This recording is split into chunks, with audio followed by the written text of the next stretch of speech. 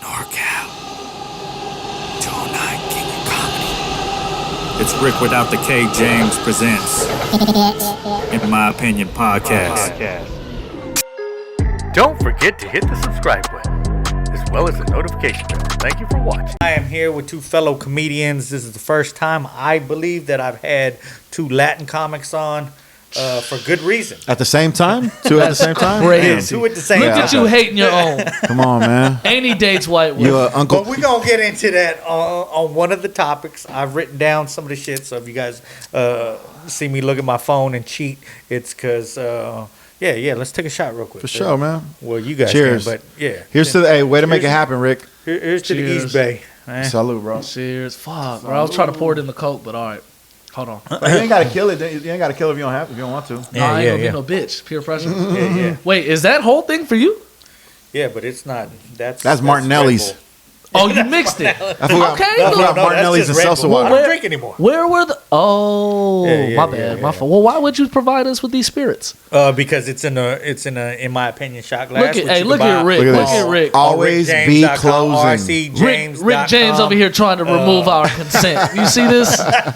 Always be closing. This is a smart choice. That's strategic because it looks like bourbon. Oh, okay. It looks like nice. some fucking whiskey or some shit. Yeah, because my water's sitting over there. But Smart. we're going to get into a topic that I wish I would have talked about earlier. I'm a But it's mimosa given man. us a couple of weeks. We are in the Bay Area, so Netflix headquarters is actually here. Right. So if you guys don't know where I'm going with this topic, Yeah. then something's wrong with you guys. Los Gatos, I believe.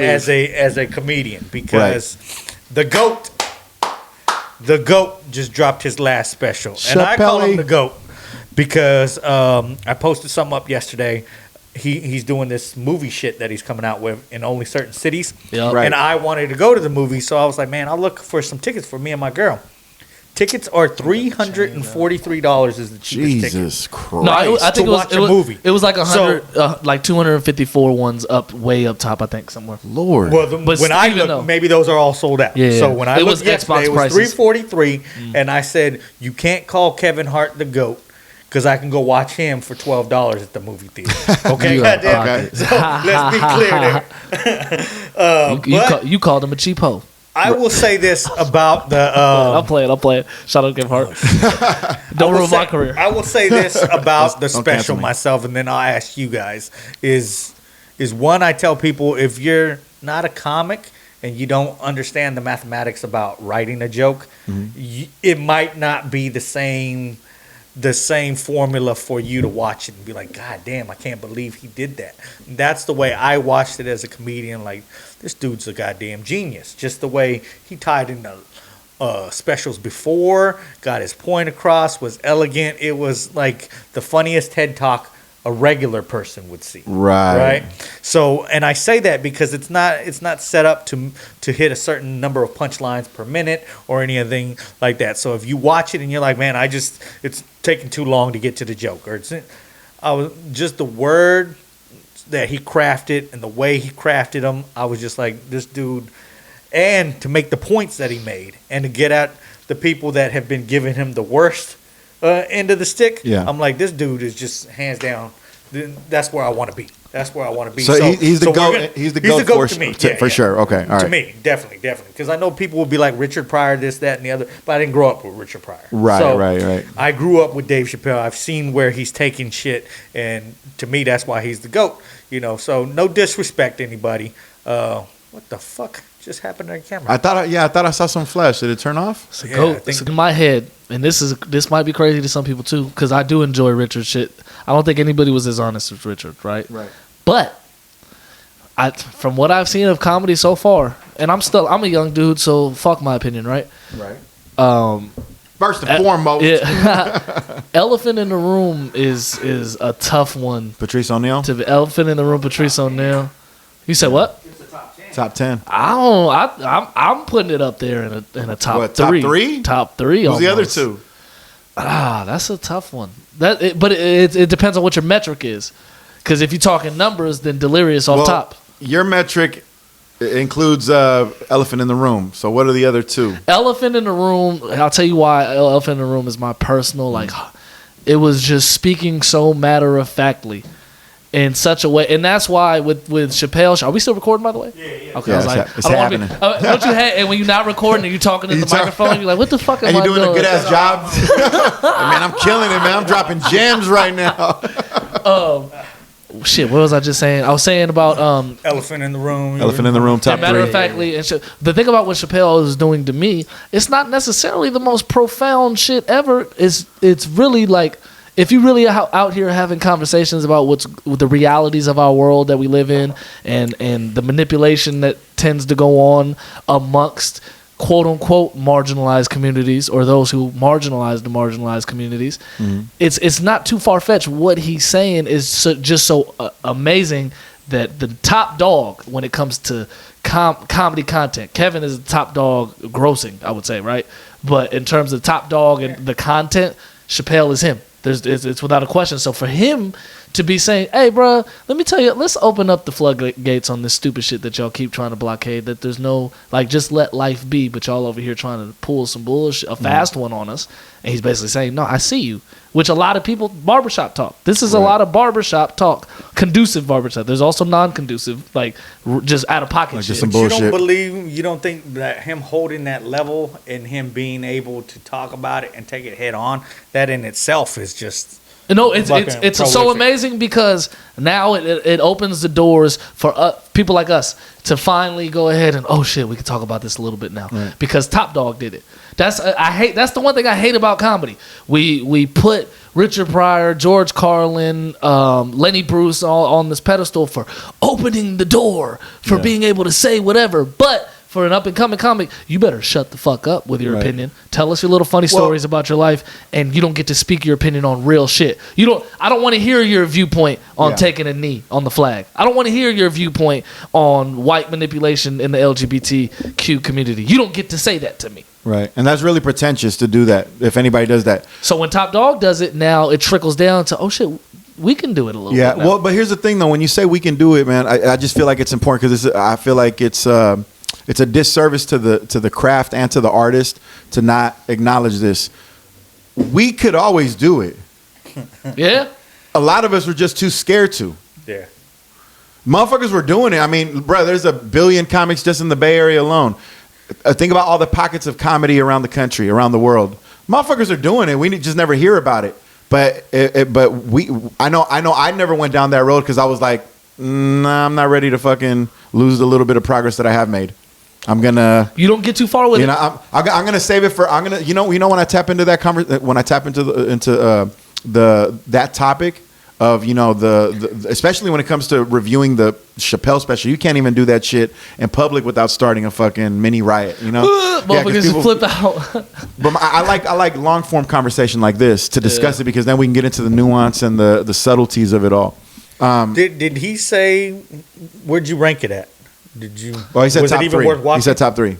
What, this? Oh, The yeah, closer. this is a good special. Oh, okay. No, what I was saying is, and what did you say? It's So- simple what he's doing, is what I was saying. No, but okay, but But I'm gonna give it's intricate as well. I'm gonna give this to you, but I gotta tell him this. The thing about Chappelle, and I've noticed a lot of people talking about how like they younger people saying like, oh, I mean, everybody making such a big deal about this guy, like I didn't think it was that funny. Older people also saying, yeah, man, I thought Chappelle was a lot funnier back in the day. Here's the thing: what both of those groups of people are missing is that Dave Chappelle is a perfect example of what it is to watch a stand-up comic evolve and get to their highest form. Mm-hmm. What we're watching with Dave Chappelle is somebody who was extremely talented, and we all knew it 20 years ago. We all knew he was extremely talented 20 years ago. You could feel it. Some artists just have that special cachet that just puts them over the top because it just comes so naturally. They're so brilliant with it. That's what he does. He did that 20 years ago. We're watching him turn into a speaker, a thinker. People want to hear from Dave Chappelle in 2021 because they want to hear his mind. They don't want to hear his jokes as much as they want to hear his mind. So guys like me that have been listening to Dave Chappelle since the late 90s, early 2000s, because of what I remember of him, I might say, damn, he's not funny like how he used to be, man. You know what I'm saying? He fucking used to do Rick James, bitch, and all that shit. He's turning into like a Dick Gregory? No, he's starting. No, he's already there. Yeah, he's already there. He accelerated past every other comic that you can mention. I'll give Dave Chappelle this over every other comic. Every other comic that you can mention that is supposedly greater than Dave Chappelle or above him in the GOAT list, right? none of them accelerated to the very well-deserved level that Dave Chappelle is at. None of them accelerated as fast as Dave Chappelle did because he was that brilliant. In 20 years, he became a legend. Yeah. He owned That his ain't masters. shit. If it was hip hop. We were talking about comics earlier. Comics are still doing fucking shows after 18, 19 years, and we ain't making no fucking money. We ain't doing shit. Yeah. Stop talking about my career, Rudy. But they're well respected though, because you know what they do and you know that they're involved in it. What I'm saying, what I'm pointing out is that yes, other people perhaps you could make an argument about their greatness, but nobody did it as fast and as effectively as this motherfucker, Dave Chappelle. In his own specials. Where do you rank that at? I just wanted to clarify what I was saying about him being simple. Not that it wasn't funny. It was hilarious. And like I said, him, Chris Rock, motherfuckers like that, when there was social commentary, is what even attracted me to comedy in the first place. I ain't trying to fit within the lines. I'm just trying to tell you what it is. Yeah. That's why I love the Richard Pryors, the Chris Rock, like Chris Rock shit. Always talking about just real shit. This special, this is. Like you said, this is Super Saiyan Dave Chappelle, essentially. Right. He is to the form, he's bringing the ultimate respect to being a comic. He's not a fucking clown. He's not a clown when he's up there. And he's able to speak matter-of-factly, say what he got to say, and put a witty twist on it. Because that's the other thing. What I'm saying about him being simple, put it to you like this. The motherfucker who makes the directions for your IKEA furniture and shit like that, the good directions, not the bad ones, because sometimes they be fucked up. But the good directions for a simple little device to put together, that motherfucker is getting straight to the point. Kind of like how Tupac wasn't known as the best lyricist, but Tupac got straight to the fucking point and pierced you in your spirit. That's what Dave Chappelle is doing with this. He's able to articulate it in such a way that it's like, holy shit, bro, you just... Look how simple it is in words that not everybody can put it into because ego gets in the way, frustration gets in the way, fear. He kind of just like, you know what? I accept both sides. I'm gonna tell you what it is though. Yeah. Do you think though? I felt like watching it. I felt like it was that simple because I think even Neil Brennan. I was watching an episode on him talking about it where he goes because he doesn't. That's the only topic he is talking himself to death about the topic. So that's probably why I feel like watching it, I was like, yeah, he's had this conversation 4 million fucking times and he's cut it out to be like, okay, I'm ready to take. And that's why even yesterday he put something out saying that, hey, if you guys want to talk to me, let's set something up. But these are the three things that I want from you guys if we're going to bring the shit to the table. Right. Where I was like, yeah, because again, what's he going to talk to us about as the public? Like, but you know what I mean? But that's the fascinating part is that people are turning to him now. Now they're turning to him because they want to hear his thoughts. They want to learn from Dave. They want to see if he has something enlightening to say. They know he's a comic, but he's done so much in the last 2 decades that people now expect something more profound than just humor. And let me tell you something: the humor alone is already an indication of the intelligence, of the brilliance, of the artistry. The humor alone, because he's not a clown. Because the clowns aren't honest. Clowns pander. He's not a clown. He's being honest. You know what I'm saying? And that's so motherfuckers got to remember that. Motherfuckers got to remember that that's the key to all of this. The hard part is actually doing it though. Yeah. We could all Monday morning quarterback. Yeah. And be like, oh, this fool did it. Oh, what do we think about it? Okay, let's talk about it. Should have threw it to the flats. But to actually fucking do it though. Yep. That's where the majority of my salute to Dave Chappelle and comics of his ilk, that's what I'm giving them. The majority of my salute is like, you motherfuckers actually did it. You weren't scared. Yeah, and if he ever wants to be on the podcast, hit us up, Dave Chappelle. Man, of course. We'll be in your forum to talk about anything. Nah, but he did his thing on this. I seen him in Vegas, and he pretty much performed this set in Vegas, and with tweaks, of course, but. It was so initially seeing it, my initial reaction was gone already because I had seen it live. But it's still like just the artistic of it, like he's bringing a lot of fucking respect to being a comedian, and it's funny just watching, as you were hinting at earlier with Netflix, it's funny just watching his point being proven correct.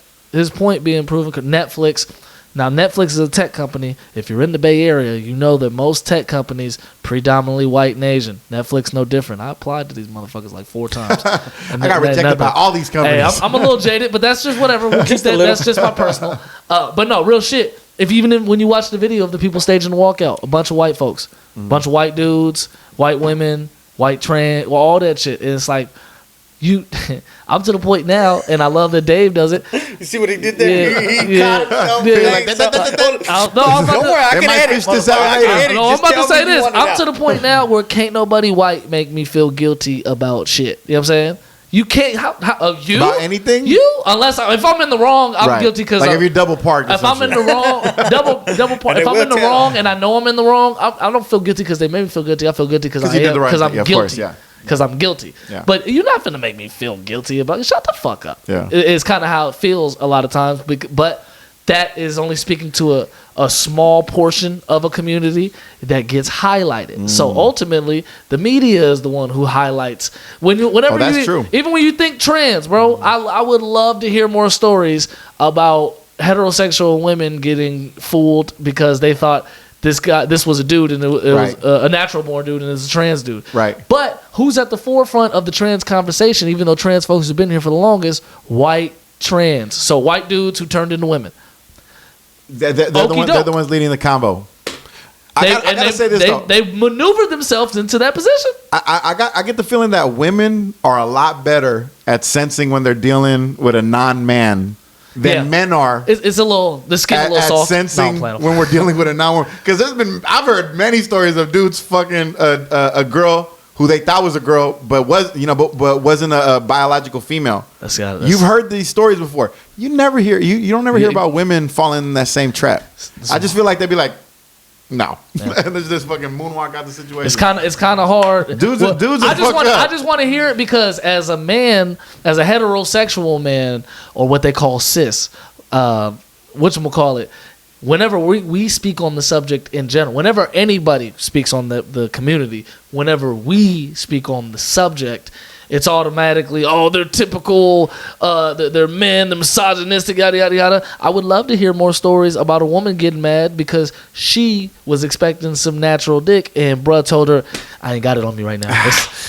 Hey, let me go. Let me run back to the house. Go get another dick within seconds. Like literally in seconds, though. That is true. She's on the bartender immediately. But see, that's true though, right? Because their experience. We worked at getting. Whoa, wait a minute. Right. We was trying to get pussy here. Right. Now we got to do that work again. Yeah. No, it's true. It's true. Oh, you got a dick. It is hard. You don't. Right. Sorry. Well, I left this fool on red. Let me hit this fool real quick. Yeah. And knock this out. Now that pussy runs the world. That's why people are trying to get one. Pussy don't run the world, man. Pussy runs the world. Pussy starts wars. Pussy gets motherfuckers killed. Pussy, excuse me. Pussy gets motherfuckers out of debt. Pussy gets a lot. Pussy does a lot.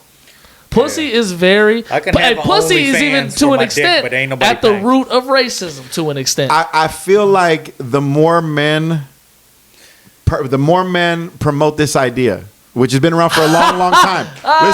Listen, which has been around for a long, long time. I'll give you that 100%. The more men promote this idea, the fucking worse, the worse, and the more power we give it, and the worse we make ourselves. Yeah, we have to stop promoting this idea. Respect your dick.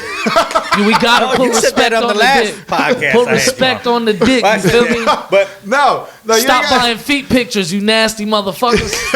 You just don't. That, Rick. I didn't mean just to don't put it on. So don't. We can't give the pussy all that power. We're giving it to them. Their power lies in our submission. That is true.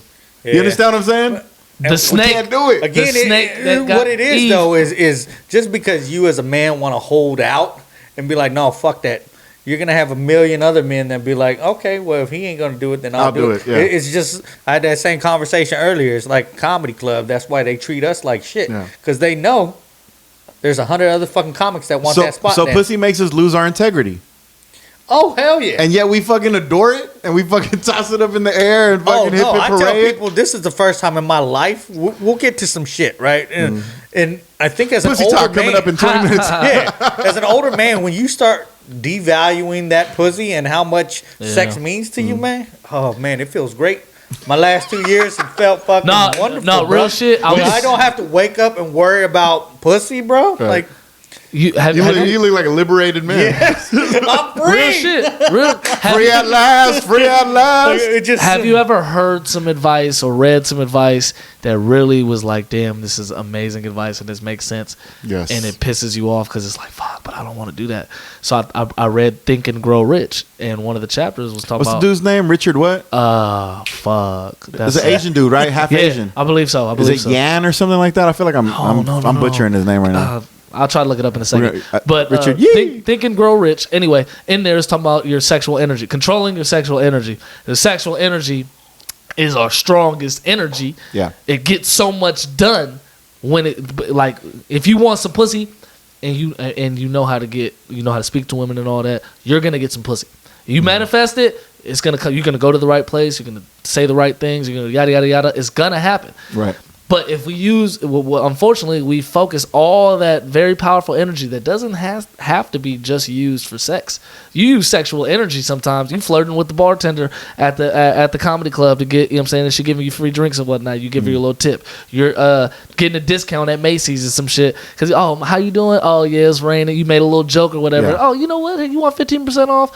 That's sexual energy, because sexual energy tied to flirting and whatnot. So he's talking about, like, focus that energy elsewhere on other endeavors and shit like that, and you'll be way better off rather than chasing pussy or chasing sex.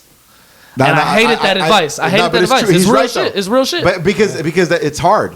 No pun intended. It's so hard. What would you rather have in the world, in this lifetime? I think every man. No. What would you rather between these two things? What would you rather have? All the pussy in the world, or all the power in the world? Power. The power, right? Napoleon Hill. Think and Grow Rich. It's always the power. So again, another point. So what have we gone over so far? Pussy makes you lose your integrity. Because men and pussy isn't even as good as power. To get it's preventing you from getting power. See,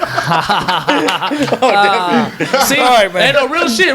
This is my theory. Since we were just talking about this is my theory, because if you pay attention, the gay community, in particular the white gay community, are some rich motherfuckers. They got a lot of money. My personal theory is because with women you got to play all these games to get the sex. She wants the sex just as bad as you, but she's gonna make you do all kinds of shit that she don't really make people who she wants to fuck like that go through if she really wants to fuck like that. But she's down to fuck. She don't really want to, so now you got to take her to go eat something fancy and shit like that. Gay dudes, their sexual drive, straight up, they meet, they lock eyes. We're fucking. Right, it's because it's two dudes. You're saying 'cause it's two dudes. Both want it. They both have a common That's goal. why they're successful. And so they get the nut out the way and then get to the bag. Yeah. So and ladies, there's no emotional ties. Ladies, we should work together better, is what I'm saying. Right. We need to cooperate. Can we meet 50-50? If a woman ain't building you up, she breaking you down, bro. That's we'll funny, leave it at that. Boy Charlie Murphy, my main man Rick James. That's the one you think, the comedian Rick James. Get up. I can't hear my neighbor crying, I can't breathe. Don't forget to hit the subscribe button, as well as the notification bell. Thank you for watching.